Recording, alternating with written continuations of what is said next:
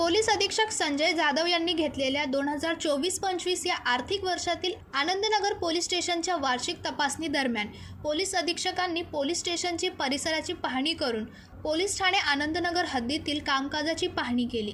तसेच पोलीस अधिकारी व अंमलदार यांची परेड घेऊन सिटी रिमार्क घेऊन पोलीस अधिकारी व अंमलदार यांची अडीअडचणी जाणून घेतल्या।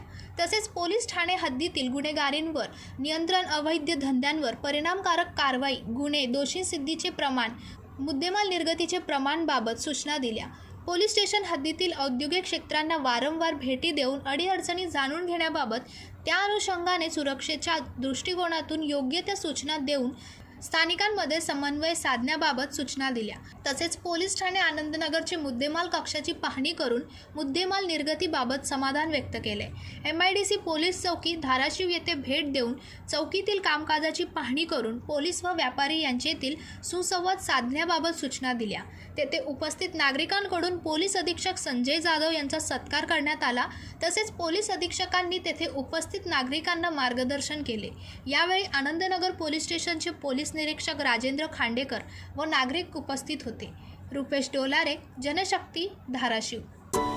अरे, तुम्ही अजून आमच्या चॅनलला सबस्क्राइब नाही केलं तर लगेच जनशक्ती चॅनलला सबस्क्राइब करा आणि बेल आयकॉनवर क्लिक करा आणि रहा अपडेट।